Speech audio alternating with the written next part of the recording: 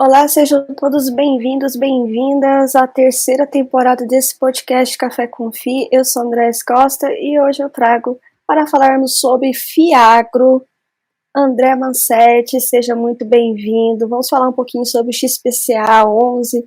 Fiagro, que é algo que vem caindo no gosto dos investidores e é sempre importante e bom estarmos falando sobre esse produto que é novo e que vem aí se destacando no mercado. Seja muito bem-vindo, gostaria que você se apresentasse, ainda para quem não te conhece, a Asset, e aí a gente adentrar no Fiagro. Primeiramente, obrigado, André, pelo convite, é um prazer falar aí com vocês. Bom, primeiramente me apresentando aqui, para quem não me conhece, eu sou o André Mancetti, eu sou sócio aqui do Grupo XP há quase 7 anos, sou gestor responsável pelos fundos imobiliários de papel, né, os famosos fundos de recebíveis, né, de CRI, sou responsável aqui também pelo Fund of Funds imobiliário e também o Fiagro com muito foco em crédito. Antes da XPA, eu passei por outras gestoras, né? Passei pela RB Capital, também trabalhei no Family Office da turma da Ambev e comecei a carreira praticamente na Deloitte. Então, basicamente, eu atuo aí na gestão de fundos listados desde 2012, né? São mais de 10 ou 11 anos nesse mercado aí de fundos fechados, como os fundos imobiliários e o Fiagro. Maravilha, André. E vamos falar então sobre o XPCA 11, né? Qual que é a tese desse Fiagro, qual que é a estratégia, como é que você está vendo esse momento atual, ele que estava em oferta, e as perspectivas aí em 2023, que é um ano que a cada mês vem acontecendo uma coisa diferente, né? Exatamente. André, assim, embora a gente esteja nesse momento aí conturbado de mercado, né, muita discussão política, enfim, juros extremamente elevado e tudo mais, coisas de Brasil que a gente já está acostumado, né, essa montanha-russa aí de sobe e desce, mas o mercado parece estar bem receptivo aí para a indústria dos fiagros, né, a gente tem visto aí um crescimento forte na indústria, aqui na nossa gestora também a gente vem crescendo bastante, além do XPCA, que a gente vai falar aqui bastante hoje, a gente tem outro Fiagro, que é o XPAG11, que é um fundo CETIPado, né? O XPCA é um fundo listado. Então, quando a gente une aqui os dois patrimônios líquidos, a gente tem aí quase 2 bilhões de uma indústria ali de aproximadamente 10 bi. Né? Então, estamos falando de 20% da indústria aqui sob a nossa gestão. Bom, falando um pouquinho do XPCA, né? Como eu falei, um dos nossos fiagros, né? Com foco em crédito, acho que é importante deixar claro. Existem aí basicamente 3 estilos de fiagros aí que o mercado, que a CVM permitiu aí que os gestores elaborassem fundos aí, né, nessa tese de fiagro. Então, o nosso aqui é o fiagro imobiliário, né, com foco em certificados de recebíveis do agronegócio, né, de CRA. Então, o nosso fundo é um fundo, né, bastante diversificado, para quem não conhece. A gente investe em diversos segmentos do agro. É uma coisa que eu falo, né, definitivamente não é um fundo nichado, né, por exemplo, a gente investe em produtores rurais de soja e milho, a gente investe em usina sucrocoleira, a gente investe também em usina de etanol de milho, insumos agrícolas, cooperativas, enfim, né, entre outros aí segmentos. O nosso foco, como eu falei, é crédito, né, do setor. A gente tem um time aí multidisciplinar, né, com experiência em diversos setores da economia agro, né, o que nos permite aqui, Andréia, a diversificar aí, né, bastante o segmento dentro do fundo. Eu acho que, sem dúvida nenhuma, esse é um dos diferenciais do nosso fundo, né, comparado aí com os demais fundos da indústria, né, de fiagro, que, na minha visão, alguns são muito nichados, né. Acho que um outro ponto também que o XPCA acaba ali se destacando, né, são os pilares que a gente implementou aqui na gestão. Então, por exemplo, a gente sempre fala aqui, quando a gente conversa com a indústria, né, por meio aí dos nossos calls trimestrais ou até mesmo em momentos de captação, né, durante roadshow, a gente sempre comenta que a gente trabalha em cima de 3 pilares, né. O primeiro é essa que eu falei, da diversificação setorial, né, que eu expliquei agora há pouco. Além disso, a gente tem também uma diversificação geográfica muito grande, ou seja, o XPCA está diversificado em 16 estados do país, dado que a gente, né, dá crédito para empresas, então essas empresas de alguma forma estão produzindo ali em 16 estados do país. Isso naturalmente é muito importante porque mitiga, né, problemas climáticos, que é uma variável extremamente importante aqui no agronegócio. Né? E por fim, a questão da diversificação em relação ao número de devedores, né, e a posição, né, de caixa ali, de investimento em cada um deles. Então, são mais de 25 ativos para um patrimônio líquido de 430 milhões aproximadamente. O segundo pilar é a originação própria das operações, né? A gente tem um time que consegue bater diretamente na porta das empresas para oferecer o crédito e sem intermediários. Então, com isso, a gente consegue o que a gente fala aqui, né, numa analogia que é beber água limpa, né, dado que a gente não tem intermediários nessas operações de originações próprias. E o resultado disso é que a gente consegue alocar o fundo com taxas mais altas, né, em comparação quando a gente tem intermediários ali distribuindo, estruturando essas operações, esses CRAs. E o terceiro e último pilar, não menos importante, é a gestão ativa no mercado secundário que o nosso time faz. Então, a gente tem um time que olha aí, diria que 24/7 ao mercado, né? E quando é possível, a gente vende aí esses CRAs no mercado secundário, ou parte desses CRAs que a gente origina, visando um ganho de capital, né? Ou seja, maximizando o retorno para os cotistas do fundo. Maravilha. Só uma questão que eu acho bem interessante, né? Nós temos o XPCA, então, que é um FIAGRO listado em bolsa, no mercado secundário, né, para investidores em geral, e tem o CETIPado, né? Qual que é essa diferença e por que CETIPado?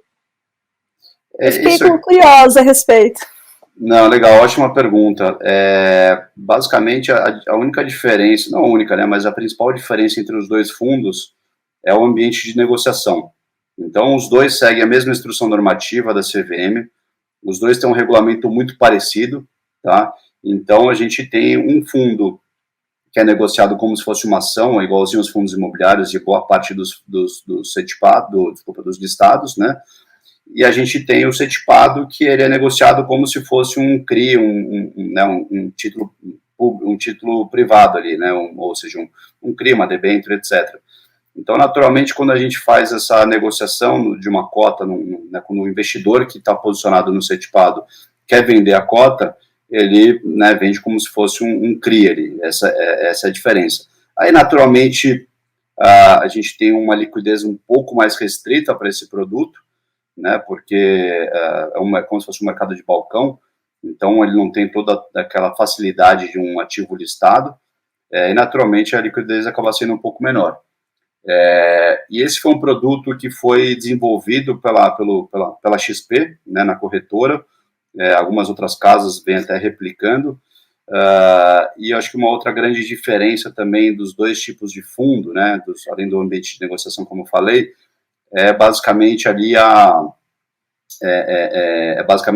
o preço que você negocia, né? Então, por exemplo, um fundo listado, como um fundo imobiliário ou um FIAGRO listado, ele vai, né, sendo levado ali às negociações, especulações. Então, quando você tem boas notícias no mercado, a cota tende a subir bastante. Quando você tem estresse, né, mercado turbulento, etc., essas cotas tendem a cair, né, considerando que não tem nenhum problema no fundo, nenhuma grande boa notícia. Então, o fundo listado ele acaba tendo essa volatilidade muito grande. Já o CETIPado, não. O CETIPado, ele tem uma negociação que é feita sobre o valor patrimonial, né? Então, naturalmente, se o MTM dos ativos no CETIPado não tiverem grandes volatilidades, ele tem um patrimonial que oscila muito pouco, né? Um valor patrimonial. E a negociação, ela é embasada em cima desse valor patrimonial, e aí tem uma corretagem, obviamente, assim como tem uma corretagem nos listados, tem uma corretagem no CETIPado, só que é um pouco maior. Então, essa é a grande diferença. E aí, falando do portfólio de ambos os fundos, são bem diferentes, porque os fundos têm tamanhos bem diferentes. Então, por exemplo, o XPCA, como eu comentei, tem um patrimônio líquido de aproximadamente 430 milhões, e o XPAG tem um patrimônio líquido de 1.400, né, 1.450, quase 1,5 bi. Então, naturalmente, tem muito mais operações no CETIPado, né, no XPAG, do que no XPCA. mas são fundos que têm o mesmo apetite de risco e retorno para o investidor. É bem interessante. Um meio bem diferenciado. E qual que é o momento atual do XPCA e quais são as suas perspectivas a respeito aí desse FIAGRO? Olha, bom, o XPCA tem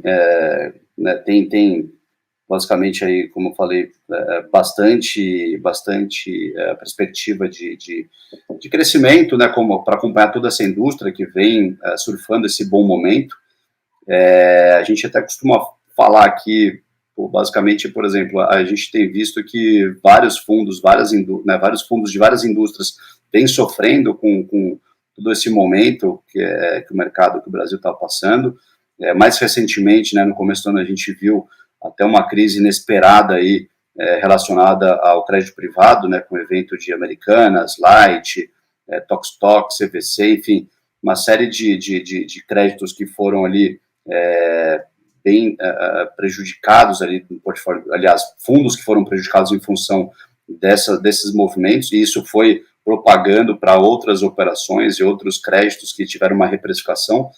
E aqui no agro, de uma certa forma, não vou dizer que a gente ficou blindado, até porque esse juros alto acaba afetando toda a indústria, não só toda a indústria de crédito, né? É difícil uma companhia gerar tanto EBITDA para poder fazer frente a um plano de investimento, de CAPEX, e também pagar todas essas dívidas desse serviço de dívida com esse CDI muito elevado, com essa Selic muito elevado, então naturalmente impacta todo mundo.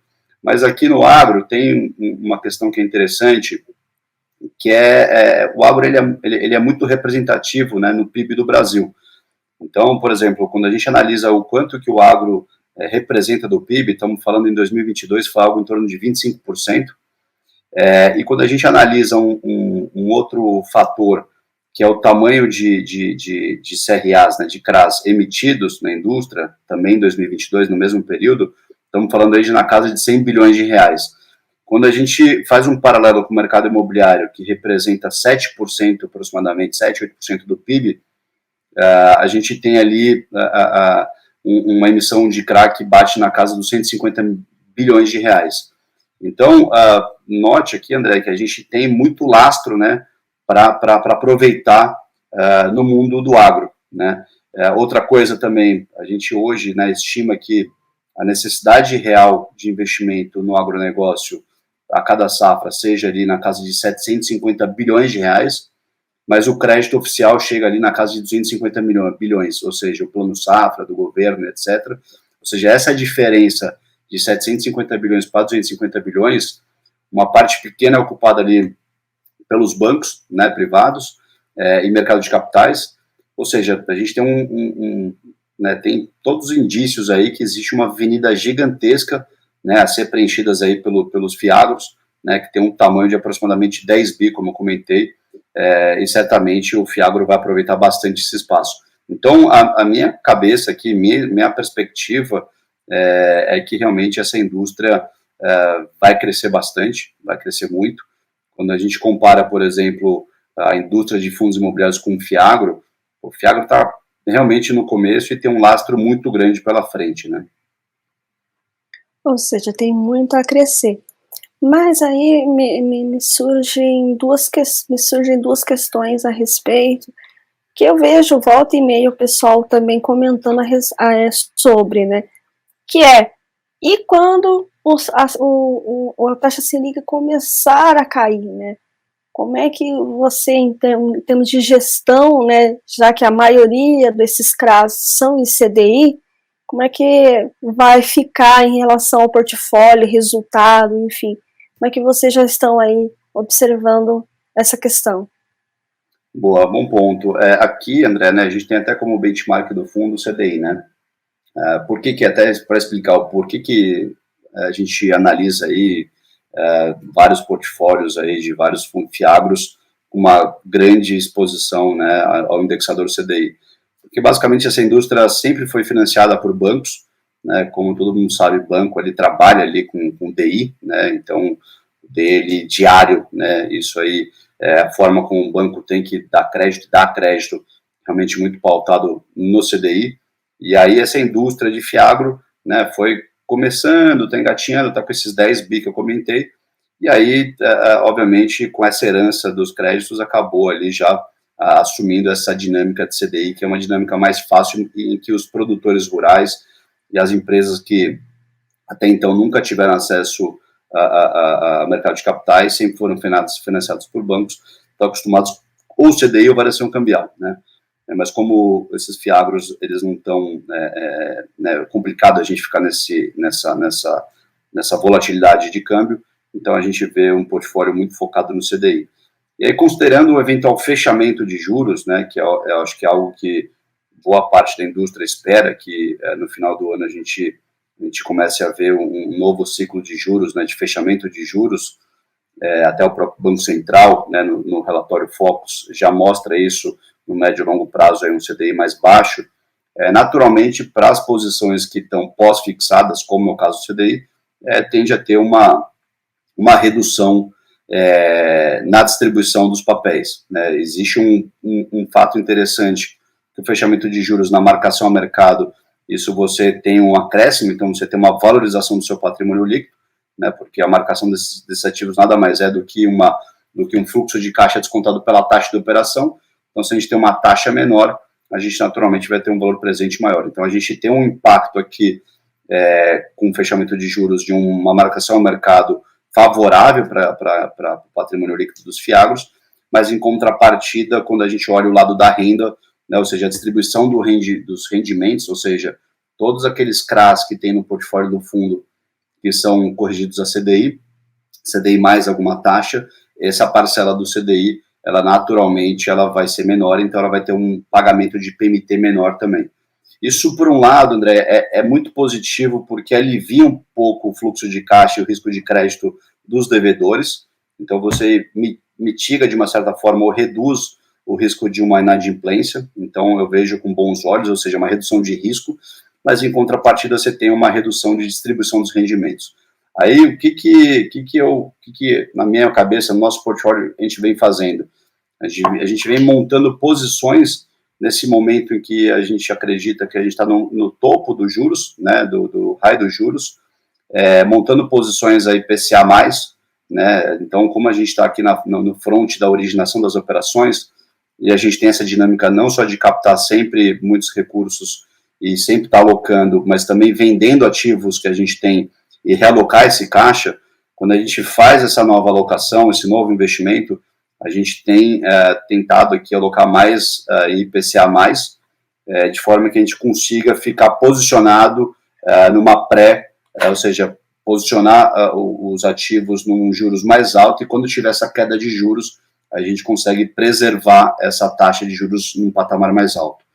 Então, é isso que eu imagino que os gestores ali, os outros gestores estejam começando a se mexer, a se movimentar, ou seja, de forma bastante estratégica, para poder né, preservar ou pelo menos ter um rendimento distribuído para os seus cotistas num patamar um pouco mais alto, num cenário de juros mais baixo.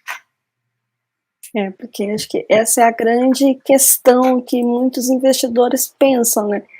Como preservar aquele resultado que já vem acontecendo quando essa mudança, né, na taxa de juros acontecer. Bacana. E em relação a produtores rurais, né, muitos investidores, eles também têm receio, né, até por conta da burocracia, enfim, quem são de fato esses devedores, como que o gestor analisa na hora de colocar esses certificados no portfólio. Você poderia dar um panorama e também falar como que vocês escolhem os segmentos também das empresas para colocar no portfólio? Claro, vamos lá. Acho que o primeiro ponto, quem são esses produtores, né?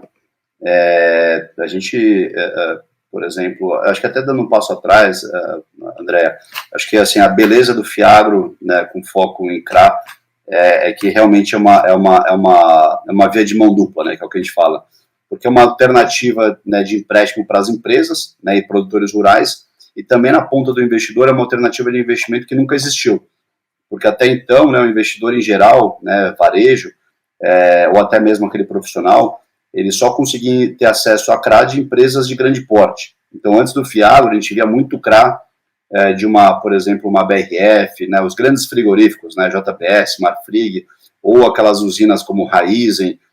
Então, só esses nomes, assim, AAA, que viam realmente ao mercado.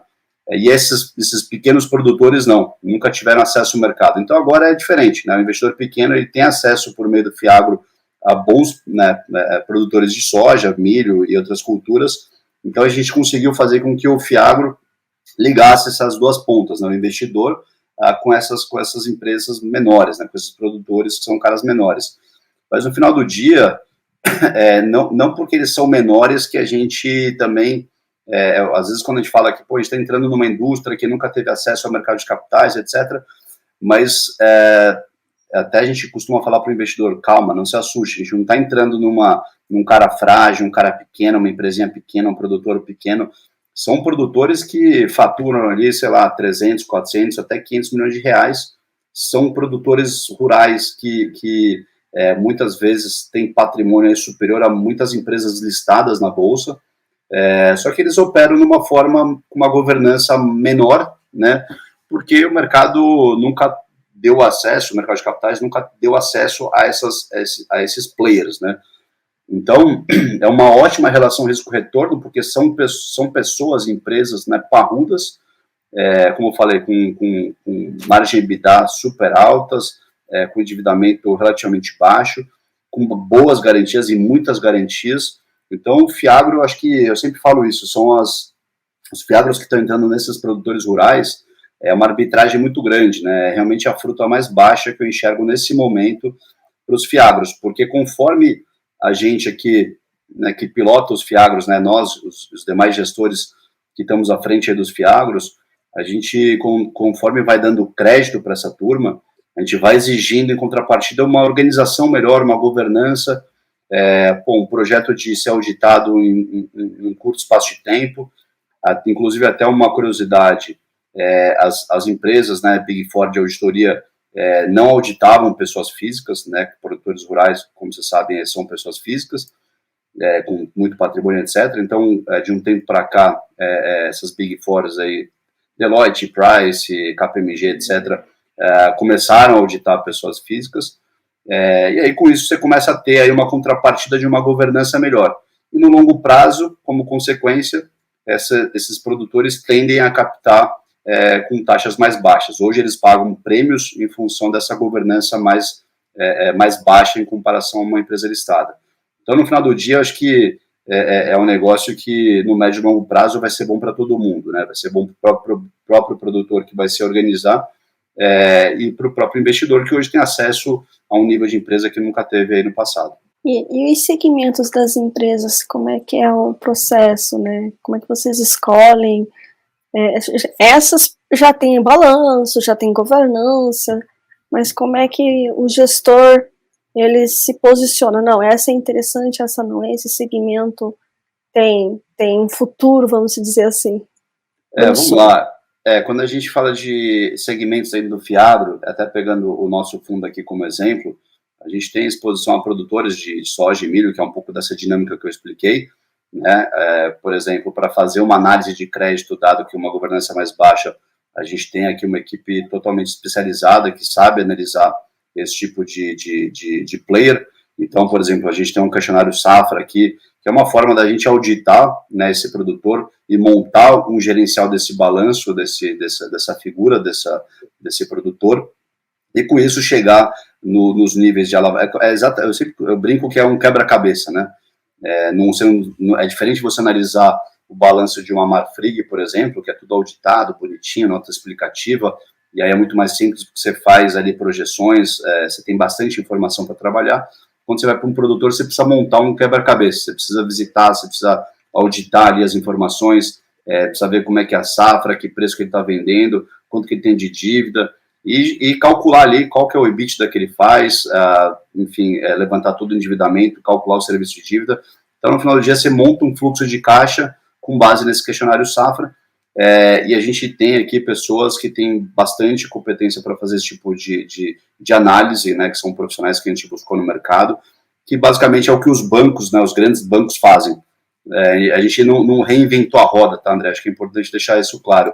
A gente faz mais do mesmo do que já era feito pelos bancos, né? Então, por exemplo, o produtor rural, como eu falei, nunca teve acesso ao mercado de capitais, né, esses investidores em geral, mas tinha acesso ao Plano Safra e tinha acesso ali aos bancos, né, os bancos privados, como o Itaú BBA, o Rabobank, etc.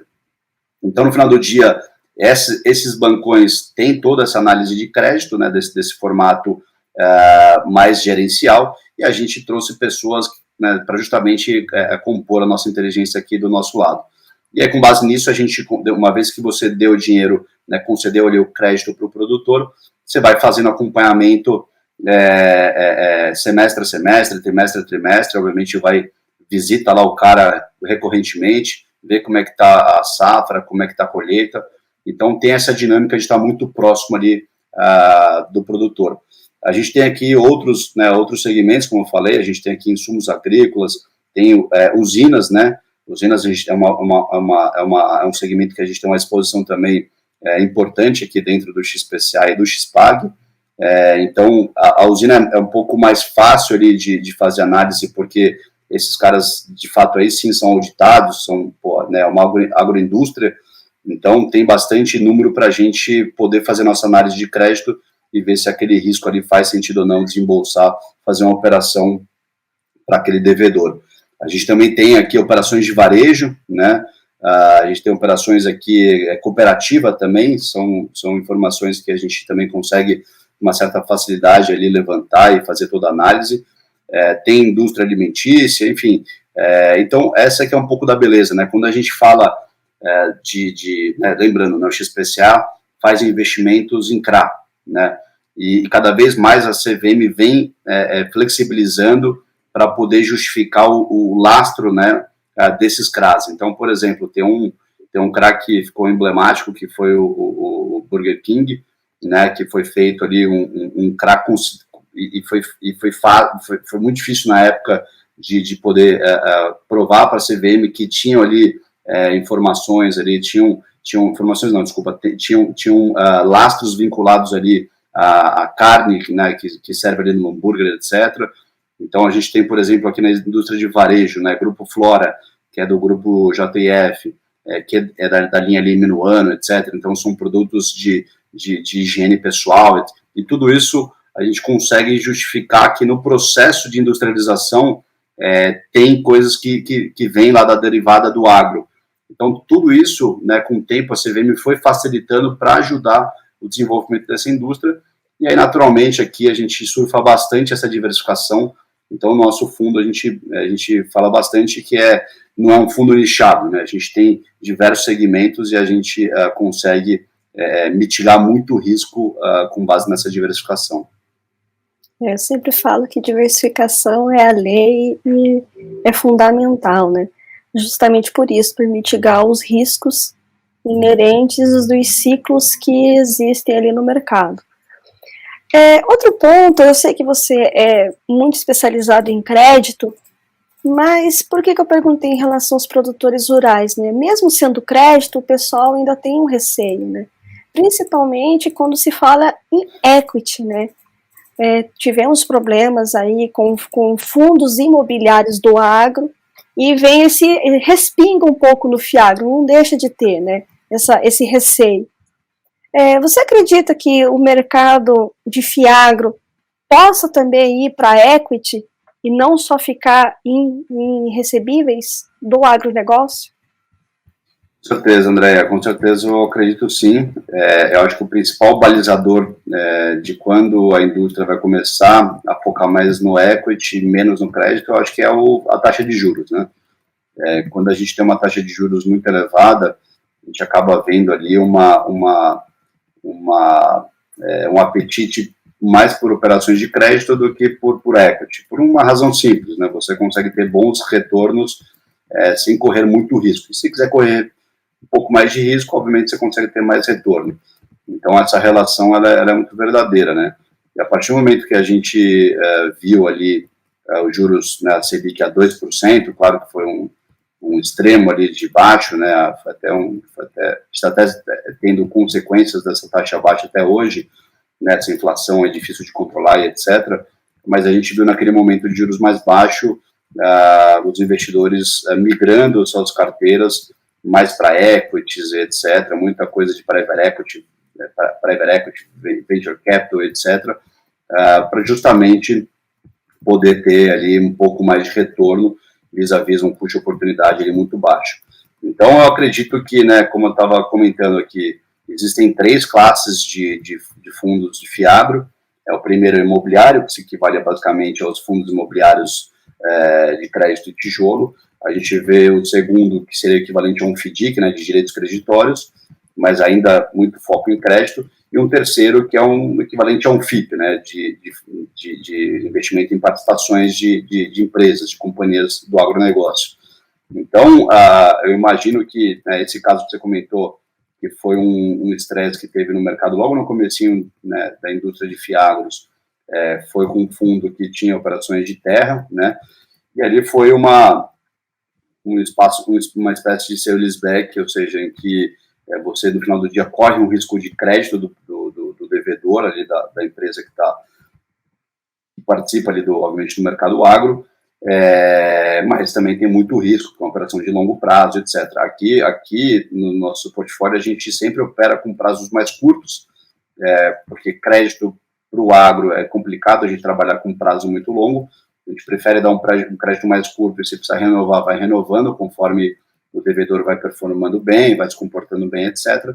Agora, lá nessa situação, foi uma operação de terra que teve, no final do dia, uma dificuldade do locatário, vamos chamar, do cara que está rendendo a terra, em pagar suas obrigações ali com o fundo. Mas eu acredito, sim, que conforme essa taxa de juros vai caindo, vai fechando esses juros, dependendo do patamar que a gente chegar de mínima de juros, aí sim começa a fazer muito sentido os investidores olharem, terem mais apetite para o equity. E aí, só até complementando um pouco da sua última frase, né, sobre a diversificação, a gente brinca que é o único almoço grátis do crédito, né? De fato, diversificar é fundamental, né? Mas claro que, como essa indústria está crescendo, então é normal que alguns gestores se posicionem, né, em operações um pouco mais concentradas, mas a gente aqui, desde o início, mesmo com os fundos super pequenos, nas primeiras captações, a gente sempre tentou diversificar o máximo possível, não fugindo ali dos 10%, que é o que está estipulado ali na instrução normativa, na regra, mas mesmo assim a gente viu aí muitos investidores, muitos gestores alocando aí em posições bem maiores do que isso. Claro que a gente tem essa preocupação, e a nossa cabeça é ter um fundo, muito em breve, o XPCA, com uma concentração abaixo de 5% de todos os ativos, então algo na casa de uns 2,5%, porque caso você tenha qualquer tipo de percalço, né, 2% do fundo não vai impactar muito ali a geração de distribuição de rendimentos e nem uma marcação ao mercado aí dos ativos. Além da diversificação, outro ponto que é importante, né, é a questão das garantias também, né? É outro ponto que também o pessoal fica um pouco ressabiado. Quais são as garantias? Todo esse custo para alcançar essas garantias, né? Como é que funciona isso no Fiagro? Exato, é um bom ponto, André. Acho que o pessoal tem muito receio porque o agro, diferente do imobiliário, né, que você investe, aquele investidor de tijolo, por exemplo, de um fundo de lajes corporativas na Faria Lima, o cara se sente dono, né, ele passa ali na frente e fala, aquele prédio é meu, ele está vendo o tijolo. Ou até mesmo no crédito, quando tem lá uma operação de longo prazo de locação que é lastro de um CRI, né, um BTS, um build-to-suit, e o próprio galpão ali, ele é garantia da operação também, e o contrato é lastro, o investidor pode passar lá e falar, aquele galpão ali, ele é garantia da minha operação, então é mais fácil de tangibilizar.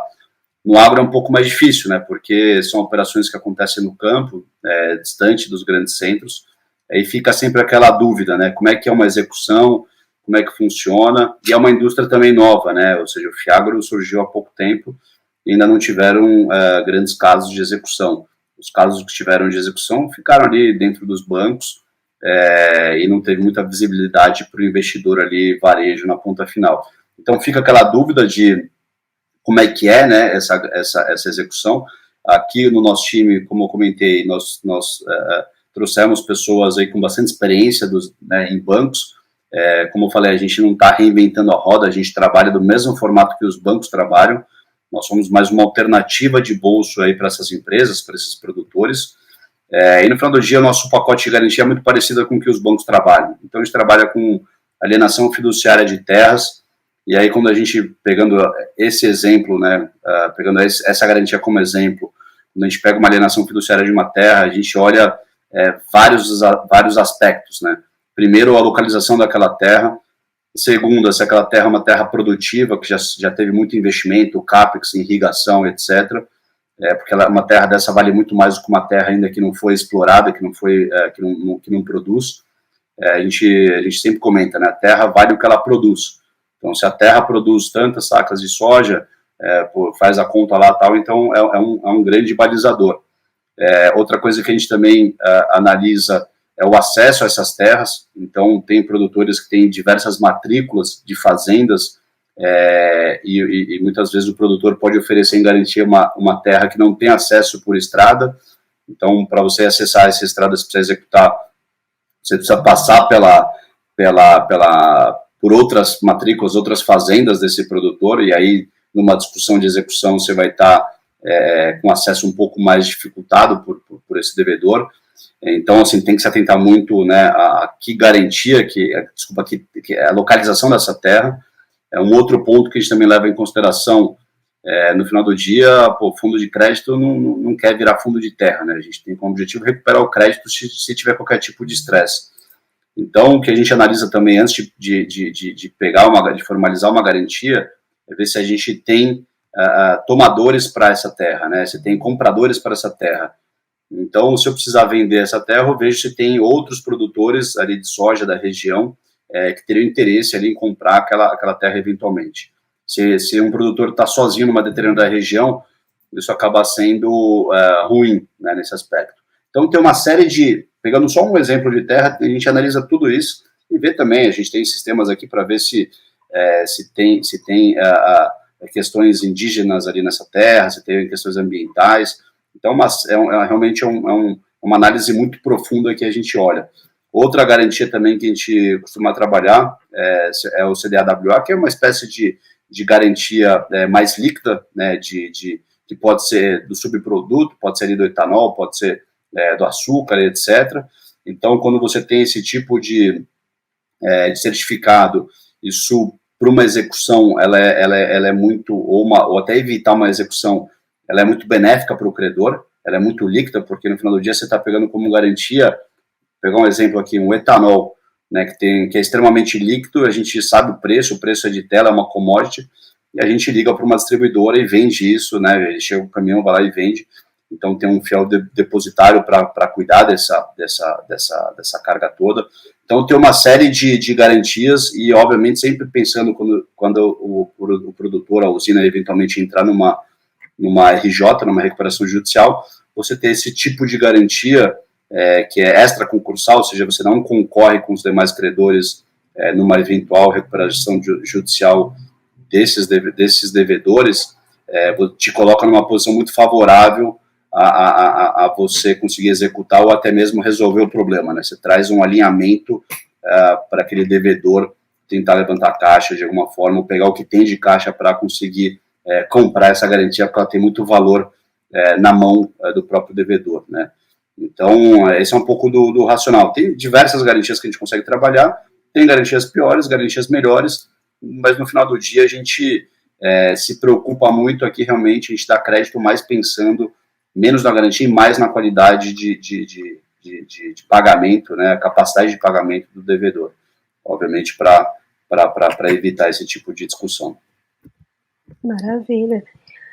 O fundo ele teve recentemente em oferta, né, André? Como é que você sentiu o mercado? O que os investidores podem esperar a respeito? O que você pode falar também? Não, a gente já pode falar porque já foi encerrado aqui, né? Foi uma oferta relativamente pequena, a gente levantou ali quase 140 milhões de reais, o fundo tinha um patrimônio de quase 300 milhões, aí foi para 430 e pouco, né, líquido dos custos da oferta. Então, foi uma oferta sofrida, vamos dizer assim, para quando a gente compara aí com aquele boom de fundos imobiliários e fiagros que a gente viu, não foi uma grande oferta, né, não foi um dinheiro fácil, vamos dizer assim, mas por outro lado a gente fez uma oferta no XPAG, que é o primo desse fundo, né, brincando aqui, que é um fundo que não tem essa volatilidade no mercado secundário em função dessa dinâmica de ser tipado que eu expliquei. Já esse fundo teve uma captação muito forte, uma captação de 650 milhões de reais.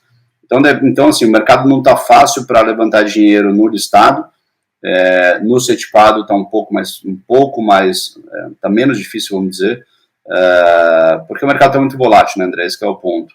Para você fazer uma captação num fundo listado, você tem que mostrar, a sua cota tem que estar lá no mercado secundário com um grande ágio em cima da patrimonial, para poder absorver os custos e tudo mais, porque senão você ficar fora do dinheiro, o investidor tem o incentivo de entrar no secundário e não entrar na oferta, né? Que o investidor vai olhar qual que é o preço mais barato para poder entrar.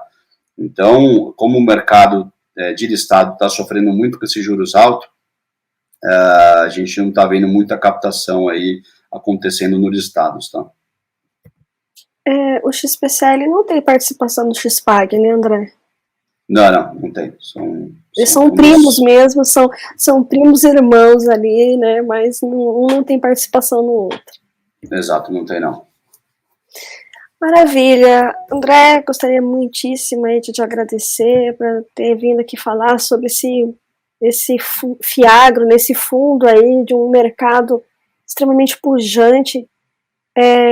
Esse é um momento que eu falo que é um momento divulgação, né, maior do fundo, né, um momento para por que investir no XPCA, né?